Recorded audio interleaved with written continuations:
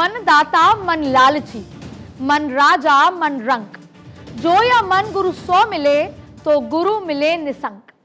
सार तत्व यह है कि मन बड़ा ही चंचल है, ये अपनी ही सुनता है और जो मन की ना हो तो ये बेचैन हो जाता है। नमस्कार, राजनीति की गलियारों में एक सिनेमाई गूंज को लेकर पॉलिटिकल कॉरिडोर के नए एडिशन में हाजिर हूं मैं अदिति नाथ। अब आप ये मत सोचिएगा कि आज के शो में कोई प्रवचन है।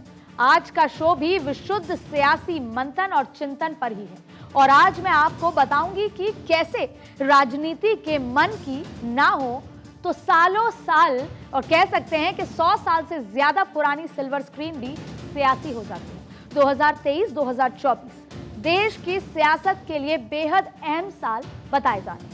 2023 में राजस्थान, मध्य प्रदेश, छत्तीसगढ़ में सियासी रणढेरी बजने वाली है और इन्हीं चुनाव को 2024 का सेमीफाइनल या मिनी फाइनल माना जा रहा है।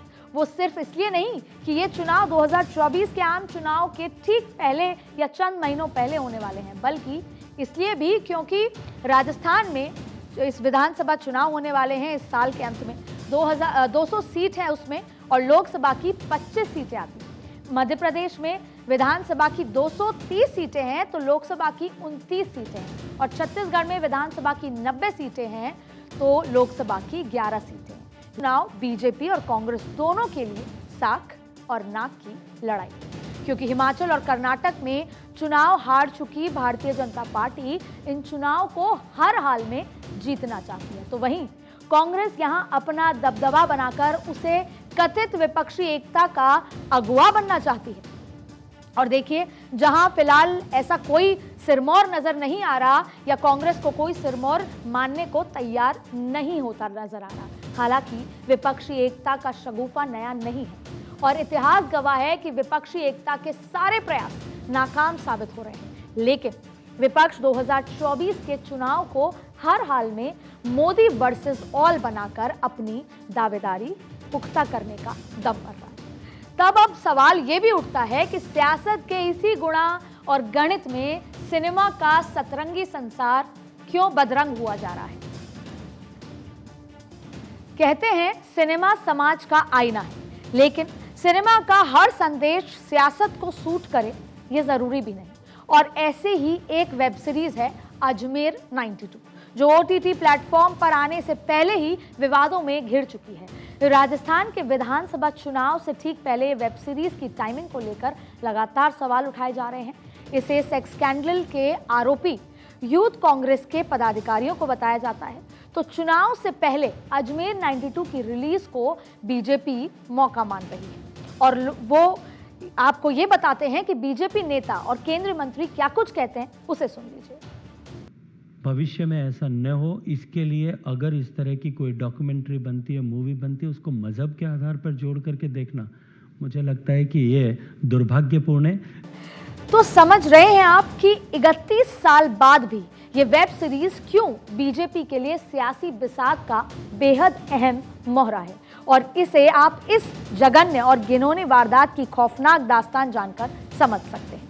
अभिषेक दुदैया के निर्देशन की बनी वेब सीरीज 1992 में अजमेर में हुए सेक्स स्कैंडल पर आधारित है।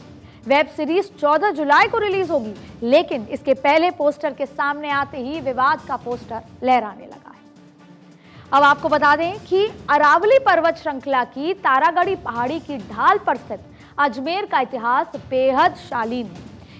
इसे 7वीं शताब्दी में चौहान राजा अजय राज सिंह ने बसाया और अजमेर हिंदू और मुस्लिम दोनों ही समुदाय के लिए बेहद पवित्र स्थल माना जाता है। अजमेर जिले में पुष्कर में ब्रह्मा जी का जो इकलौता मंदिर है, तो वहीं अजमेर को ये भी माना जाता है कि वहां पर भारत का ये मक्का मदीना भी कहा जाता है, क्योंकि यहीं पर ख्वाजा चिश्ती की दरगाह भी मौजूद है। अपने साथ सैकड़ों हजारों वर्षों का इतिहास समेटे अजमेर की धरती 1992 में कांप उठी थी। वजह था अजमेर का घिनौना सेक्स स्कैंडल। देखिए, साल 1992 अप्रैल मई का महीना था जब इस सेक्स स्कैंडल ने पूरे देश को स्तब्ध कर दिया था। दरअसल आरोपियों का अगर बात करें कि आरोपियों ने एक बिजनेसमैन के बेटे से दोस्ती की, उसके साथ कुकर्म किया और उसकी तस्वीरें निकाली। फिर उसे ब्लैकमेल करते हुए उसकी गर्लफ्रेंड को भी पोल्ट्री फार्म में बुलाया। उसके साथ भी गैंगरेप हुआ और उसकी भी तस्वीरें खींची गई और उसे अपनी सहेलियों को बुलाने के लिए वहां पर मजबूर भी किया गया। अब यह सिलसिला चलता रहा। इस तरह रेप और गैंगरेप की सीरियल वारदात को अंजाम दिया गया। बताया जाता है कि तब एक फिएट कार में कॉलेज के गेट के सामने फिएट कार परमानेंट वहां पर खड़ी रहती थी, जिसमें लड़कियों को फार्म तक ले जाया जाता था और 100 से ज्यादा लड़कियां इस हैवानियत का शिकार हुई थी। मामले का खुलासा तब हुआ जब फोटो डेवलप करने वाले लैब के कर्मचारियों ने शहर में तस्वीर की जेरोक्स कॉपी बांटनी शुरू कर दी। तस्वीरें वायरल होने के बाद 6 लड़कियों ने सुसाइड तक कर लिया। एक के बाद एक सुसाइड के बाद इस जघन्य वारदात से पर्दाफाश हुआ। तत्कालीन जो मुख्यमंत्री थे भैरव सिंह शेखावत, जिनकी सरकार थी, उन्होंने इस मामले को जांच के लिए दिया। सीआईडी सीबी को जांच के लिए सौंप दिया। अब आरोप लगे अजमेर के चिश्ती घराने से ताल्लुक रखने वाले फारूक चिश्ती, नफीस चिश्ती और अनवर चिश्ती थे। अब ये उस समय ये वक्त था यूथ कांग्रेस से जुड़े पदाधिकारियों का। अब इस वेब सीरीज का पहला पोस्टर सामने आने के बाद अजमेर का दर्द पूरे राजस्थान में दोबारा गूंजने लगा है, जो यकीनन कांग्रेस की चिंता बढ़ाने वाली बात है। फिल्म या वेब सीरीज के बहाने सियासी पारा चढ़ जाए, अजमेर 92 उसकी इकलौती मिसाल नहीं है। सिनेमा में कई बार, या यूं कहें कि जब जब भी सिनेमा ने सियासत को सब्जेक्ट बनाया है, तब तब सियासत को सिनेमा से डर लगा है। डर डर के इसी सियासी खेल में एक दल नहीं, दलदल है। 72 हूरे, इसी फिल्म का जो टीजर आउट होते ही सियासत भी आउट ऑफ कंट्रोल होने लगी। फिल्म आतंकवाद की ट्रेनिंग के लिए युवाओं के ब्रेन वॉश करने पर आधारित ये फिल्म है, लेकिन एक तबका कह रहा है कि 72 हूरों की जो थ्योरी है वो सच्ची स्टोरी है, तो दूसरा पक्ष मान रहा है कि 72 हूर सच्चाई से कोसों दूर है। कुछ ऐसा ही देखने को मिला द केरल स्टोरी में, द कश्मीर फाइल्स के दौरान भी। और ऐसा क्यों है ये समझना कोई रॉकेट साइंस नहीं है, बेहद आसान है। पहली वजह तो ये है कि ऐसी फिल्मों को सियासत एमएच यानी हिंदू मुस्लिम के बीच बांट देती है। दूसरी वजह यह है कि फिल्म की कहानी के किरदारों को एक वर्ग अपने ऊपर हमला मानता है, तो दूसरा वर्ग ये मानता है कि फिल्म की थ्योरी ने उस समुदाय की सच्चाई सामने लाकर खड़ी कर दी। तीसरी वजह यह है कि फिल्म बड़ी आसानी से वोटों का गणित सेट करने लगती है, क्योंकि समाज का दोनों तबका अपने अपने हिसाब से अपने अपनी पार्टी चुन लेता है और सियासत दल इस वोट को के जो मान सकते हैं कि इस वोट के नफा नुकसान के हिसाब से सही गलत ठहराने लगते हैं। इसके बेहतरीन उदाहरण ये हैं कि हाल ही में रिलीज हुई या रिलीज होने जा रही फिल्म और वेब सीरीज के तमाम उदाहरण, तमाम फहरिस्त सामने हैं। अब बीजेपी वेब सीरीज अजमेर 92 के समर्थन में है, तो कांग्रेस इसकी टाइमिंग पर सवाल उठा रही है। इसी तरह 70 हूरे फिल्म का टीजर कांग्रेस समेत विपक्ष के कई दलों को वोटों का ध्रुवीकरण की साजिश बताती है, तो बीजेपी कह रही है कि जो सच है वो सामने है। इससे पहले द कश्मीर फाइल्स को लेकर बीजेपी साथ दिखी, तो कांग्रेस समेत पूरा विपक्ष फिल्म के को प्रोपेगेंडा बताने लगा और द केरल स्टोरी को लेकर भी यही हाल रहा। कांग्रेस ने इसे प्रोपेगेंडा और झूठ कहा, तो बीजेपी ने इसे सच्चाई वाली थ्योरी बताया। अब कई राज्यों में फिल्म बैन की गई, तो कई राज्यों में इसकी रिलीज के बाद उस पर रोक लगा दिया गया। हालांकि बाद में सुप्रीम कोर्ट के आदेश के बाद फिल्म से बैन हटाना पड़ा। लेकिन इन फिल्म पर सवाल उठाने वाली कांग्रेस और विपक्ष बीबीसी की documentary India the Modi question को अभिव्यक्ति की आज़ादी बताने पर तुला हुआ था और बीजेपी ने इसे प्रोपेगेंडा बता दिया।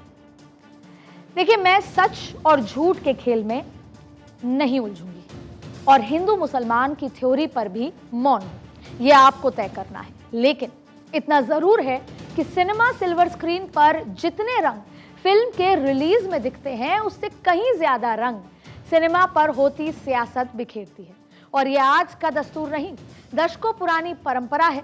जब सियासत का एक तबका सिनेमा से डरा, तो दूसरा तबके ने सिनेमा के जरिए अपने लिए उम्मीदों का संसार सजाया। वैसे तो इस लिस्ट में कई फिल्में शामिल हैं, लेकिन यहां सबसे पहले जिक्र करूंगी जो 1984 में आई फिल्म इनकलाब का। वैसे तो ये फिल्म रिलीज के वक्त भी विवादों में जुड़ी थी, लगातार विवादों में रही, क्योंकि फिल्म के डायलॉग उस समय की सियासत को कटघरे में खड़ा कर रहे थे। लेकिन इसने दोबारा सुर्खियां बटोरी अगस्त 2022 में, जब बिहार की राजनीति में फिल्म इनकलाब की एंट्री हुई। फिल्म इनकलाब के इस डायलॉग के जरिए बीजेपी बिहार ने नीतीश सरकार के मंत्रिमंडल को कटघरे में खड़ा कर दिया, और उसकी वजह से था, यही वही वजह थी कि नीतीश कुमार ने बीजेपी से नाता तोड़कर आरजेडी का दामन थाम लिया और महागठबंधन की सरकार के 72% मंत्रियों पर आपराधिक मुकदमे के आरोप भी लगे थे। अब देखिए, और भी ऐसी कई फिल्में हैं। जैसे बात करें विवाद बटोरने वाली सियासी फिल्म में उड़ता पंजाब भी है, मद्रास कैफे है, आरक्षण जैसी फिल्में भी रही हैं। अब देखिए, जॉन इब्राहिम की फिल्म मद्रास कैफे, श्रीलंका में हुए गृह युद्ध की कहानी दिखाई गई। साथ ही ये भी दिखाया गया कि आखिर भारत के पूर्व प्रधानमंत्री राजीव गांधी की मौत कैसे हुई। इस पर फिल्म राजनीतिक पार्टियों की छवि खराब करने का आरोप भी लगाया गया। इस मुद्दे पर जो फिल्म बनी, यहां तक कि फिल्म का नाम बदलने की डिमांड भी रखी गई थी। अब जातिगत आरक्षण जैसे संवेदनशील विषय को दिखाती फिल्म आरक्षण पर उत्तर प्रदेश, पंजाब, आंध्र प्रदेश में बैन लगा। हालांकि सुप्रीम कोर्ट के आदेश के बाद इस बैन को हटा दिया गया। शाहिद कपूर अभिनीत फिल्म उड़ता पंजाब को लेकर बोर्ड और फिल्म निर्माताओं के बीच बड़ा विवाद हुआ। पंजाब में नशे की समस्या पर बनी इस फिल्म ने कम से कम 89 कट उसमें सुझाव किए, लेकिन मामला हाईकोर्ट पहुंचा और अदालत ने केवल एक कट के साथ इस फिल्म को रिलीज करने की अनुमति दे दी। फिल्म पर पंजाब की छवि खराब करने के आरोप भी लगे थे। अब ऐसे में जिक्र अगर किया जाए तो सियासत पर बनी फिल्मों के विवाद का हो और चर्चा हो, तो फिल्म आंधी का जिक्र ना हो, ऐसा मुमकिन नहीं है। कहते हैं कि फिल्म इंदिरा गांधी के राजनीतिक सफर पर बनी थी और फिल्म कांग्रेस के शासनकाल पर भी बनी हुई थी। अब ऐसे में जब सत्ता परिवर्तन हुआ तो इसी फिल्म से बैन हटा लिया गया और इसे दूरदर्शन तक भी दिखाया गया। इस तरह की एक और विवादित फिल्म थी किस्सा कुर्सी का। आपातकाल पर तंज कसती इस फिल्म पर आपातकाल के दौरान प्रतिबंध लगा दिया गया था। मतलब साफ है कि सिनेमा का सतरंगी संसार कई बार किसी को डराता है और किसी का डर दूर भगा देता है। जो डरते हैं वो कहते हैं कि पर्दा जो उठ गया तो भेद खुल जाएगा, वोट लुट जाएगा। नमस्कार।